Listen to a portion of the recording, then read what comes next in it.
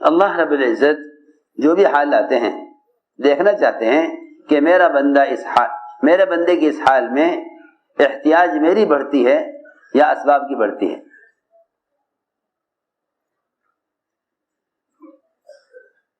جن گناہوں کی وجہ سے وبائیں آتی ہیں لوگ ان گناہوں سے احتیاط نہیں کرتے، حالانکہ وباؤں کے آنے کا موقع گناہوں سے احتیاط کا ہے نہ کہ اعمال سے احتیاط کا. لو جی، وباؤں کے آنے کا موقع گناہوں سے احتیاط کا ہے.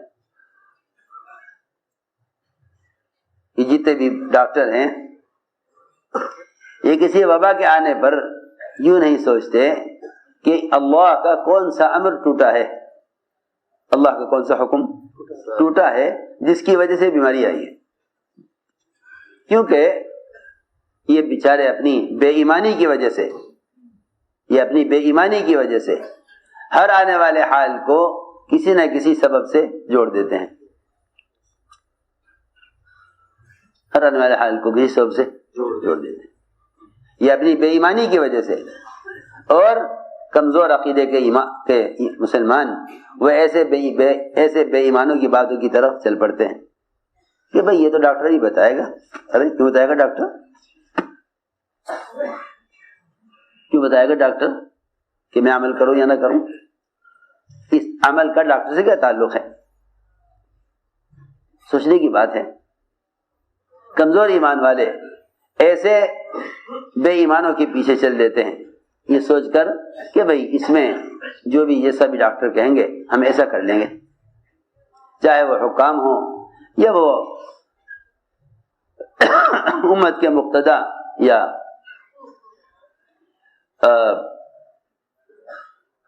مسلمانوں کے لیڈر ہوں. اگر دل میں یقین کی کمزوری ہے تو ایسے لوگ وہ اسباب اختیار کر لیں گے حالات کو بدلنے کے لیے جو اسباب مزید عذاب کو لانے والے ہیں. حضور اکرم صلی اللہ علیہ وسلم نے اپنے صحابہ کو ایسے موقعوں پر اتنا متنبہ کیا اور اتنا ڈرایا کہ دیکھو جو حال آیا ہے اس حال کا تعلق براہ راست اللہ کے امر سے ہے. اس کا تعلق براہ راست اللہ کے امر سے ہے، اللہ کے حکم سے ہے. کائنات کی کسی شکل سے کسی حال کے آنے کا کوئی تعلق نہیں ہے.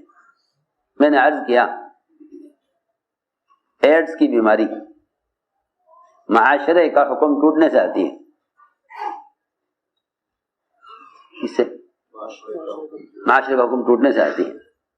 یہ تو جسمانی بیماری ہوئی. اگر زلزلہ آ جائے زمین میں تو سائنسداں سمجھائیں گے کہ زمینوں کا حساب یہ ہوتا ہے جب یہ اس طرح ہوگا تو پھر یہ اس طرح زمین میں جھٹکا آ جائے گا.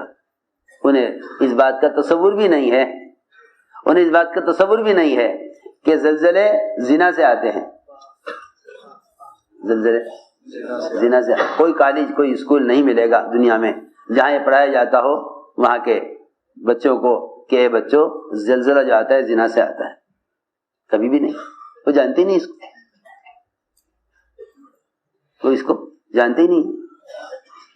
جو زلزلہ یعنی سینکڑوں ہزاروں لاکھوں لوگوں کی ایک منٹ میں موت لے لے، ان کی جان لے لے،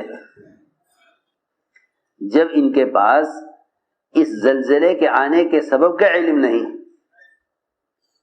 تو بیماریوں کے آنے کے علم کیا بیماریوں کے آنے کا اسباب کا کیا علم ہوگا؟ سوچو میں کیا کہہ رہا. جب ان کے پاس زلزلے کے آنے کا اسباب کا علم نہیں ہے. سوچو وہ جو زلزلہ اگر چند سیکنڈ کا آ جائے وہ شہر کے شہر علاقے کے علاقے تباہ ہو جاتے ہیں. ان کے مکانات ان مکانات میں بسنے والے چند سیکنڈ کے زلزلے سے ختم ہو جاتے ہیں جب ان کے پاس زلزلے کے آنے کا سبب نہیں ہے. اور وہ کہتے ہیں کہ اتفاقی چیزیں آگے زلزلہ. اور اگر وجہ پوچھو گے تو وہ تمہیں اتنی لمبی لمبی کہانیاں سناویں گے اور اپنے تجربے مشاہدات پر اتنی موٹی موٹی کتابیں لکھ دیں گے کہ مسلمان اس جہالت میں پڑے گا کہ ہاں یہی ہے وہ علم جس کے سیکھنے سے ہمیں معلوم ہو جائے گا کہ زلزلہ کیوں آتا ہے. حالانکہ خدا کی قسم سارا کا سارا جہل ہے، سارا کا سارا جہل ہے. کائنات کے کسی تغیر کو سبب میں تلاش کرنا جہل ہے. کائنات کی کسی بھی سبب کو، کائنات کی کسی بھی حال کو اسباب میں تلاش کرنا جہل ہے. میری بات توجہ چاہتی ہے بہت. کائنات کی کسی بھی تغیر کو سبب میں تلاش کرنا جہل ہے، اور کائنات کے ہر تغیر کو اچھے حالات کو اعمال میں تلاش کرنا، اچھے حالات کو اعمال میں تلاش کرنا اور برے حالات کو گناہوں میں تلاش کرنا یہ علم ہے. کائنات میں اچھے حالات کو نیکیوں میں اور اعمال میں تلاش کرنا اور کائنات کے برے حالات کو گناہوں میں تلاش کرنا یہ علم ہے. بس میری بات توجہ سے سننا. علم صرف یہ ہے، علم صرف یہ ہے. کیونکہ جتنے بھی دنیا میں مسلمان یا غیر مسلم اسباب کی دنیا میں تجربات حاصل کر رہے ہیں، تجربات حاصل کر رہے ہیں، یہ سارے کے سارے تجربات اور یہ سارے مشاہدات ان کا اعمال سے اور دین سے قطعاً کوئی تعلق نہیں ہے. اور یہ بھی یاد رکھو کہ اللہ تعالیٰ کی قدرت ایسی نہیں ہے کہ نعوذ باللہ قدرت کسی وبا یا کسی حال کے تابع ہو جائے. جو بھی حال دنیا میں آتا ہے اس حال کے آنے کا تعلق کائنات کسی شکل سے نہیں ہے. میں نے شروع سے عرض کر دیا ہے کہ اصل کائنات مسلمان ہے. ہماری بات یاد رکھنا. کافر کے گناہوں سے کافر کے گناہوں سے فضائی آلودگی نہیں ہوگی. کافر کے گناہوں سے فضائی آلودگی نہیں ہوگی. کافر کے گناہوں سے فضائی آلودگی نہیں ہوگی اور کافر کے گناہوں سے امراض متعدی نہیں ہوں گے. البتہ مومن اگر گناہ کرے گا اور اس کے اعضاء سے، اس کے ہاتھ اور پیروں سے، اس کی آنکھوں، اس کی شرمگاہ سے اگر کوئی گناہ ہوگا تو اس گناہ کا اثر فضا پر پڑے گا. میں تم سے قسم کھا کر کہہ سکتا ہوں جسمانی امراض اتنے متعدی نہیں ہیں جتنے گناہ متعدی ہیں. جسمانی امراض اتنے متعدی نہیں ہیں. ہم آسان کر کے عرض کریں، جتنا گناہ دوسرے کو متاثر کرتا ہے، جتنا گناہ جلدی منتقل ہوتا ہے اور جتنی جاذبیت گناہ میں ہے،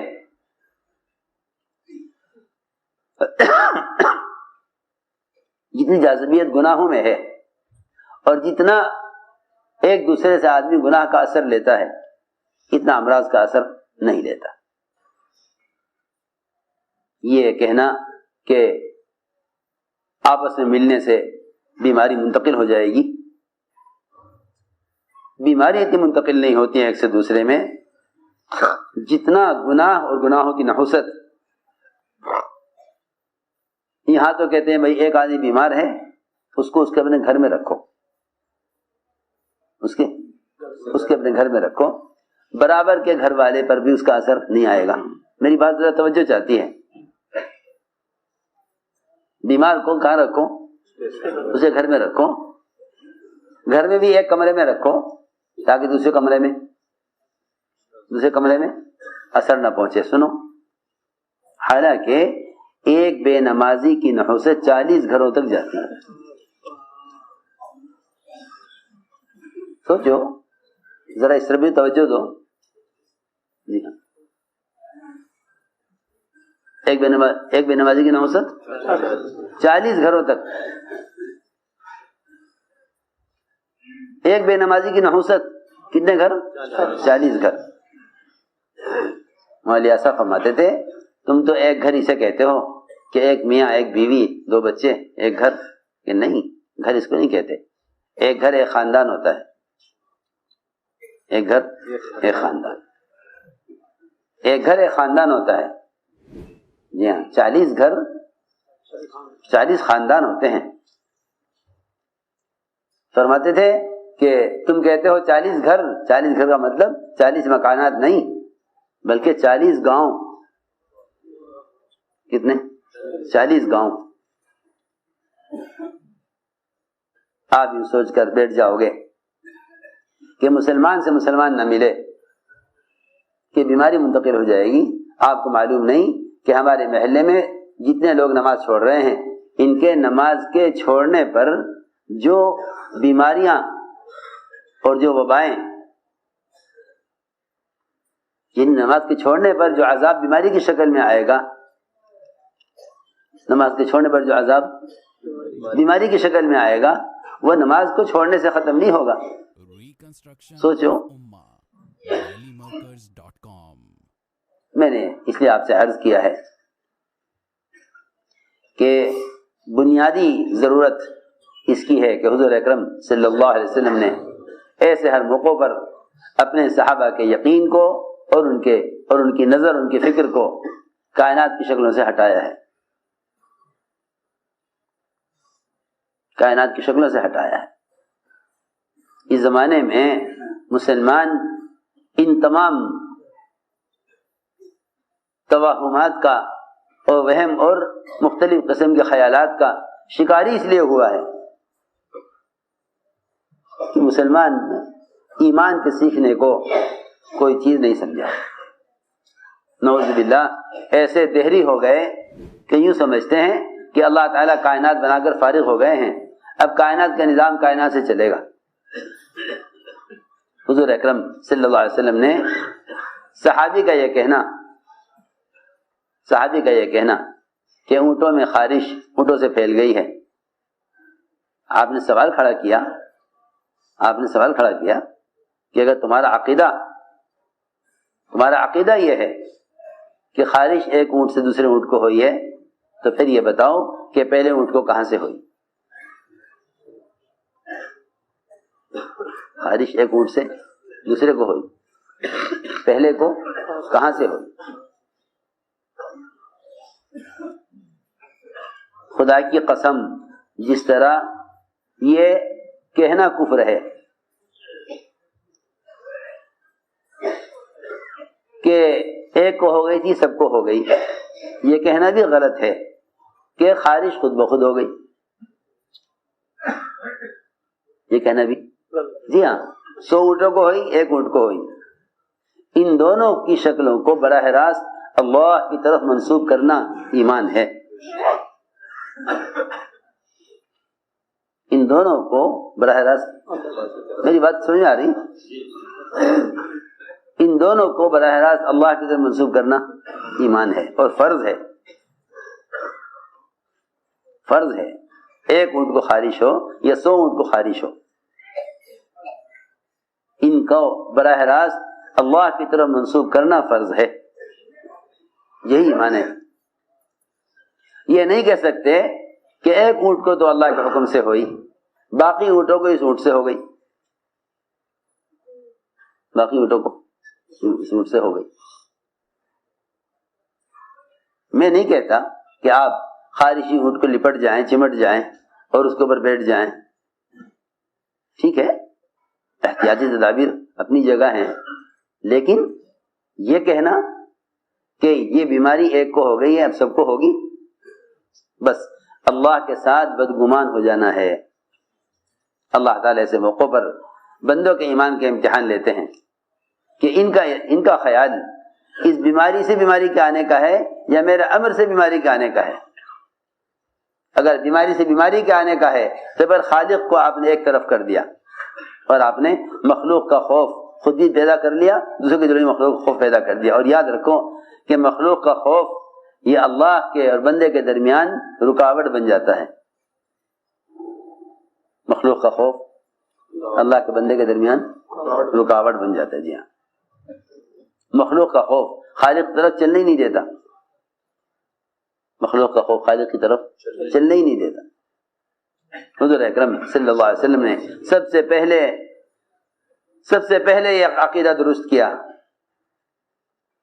سوال کھڑا کیا کہ بتاؤ خارش کیسے ہوئی اونٹوں کو؟ عرض کیا ایک کو ہوئی تھی, سب کو ہو گئی. فرمایا یہ بتاؤ اگر خارش سے خارش ہوئی تو پہلے کو کہاں سے ہوئی جب خارش کا وجود نہیں تھا؟ خارش کا وجود نہیں تھا, پہلے کو کہاں سے ہوئی؟ اس سوال کا مقصد یہ تھا, اس سوال کا مقصد یہ تھا کہ تم یہ ہرگز مت کہنا کہ ایک کو ہوئی تھی سب کو ہو گئی, بلکہ یہ کہنا کہ جہاں سے ایک کو ہوئی وہیں سے سب کو ہوئی. جہاں سے ایک کو ہوئی وہیں سے سب کو ہوئی. ہر ایک کے لیے اللہ کا امر براہ راست آتا ہے.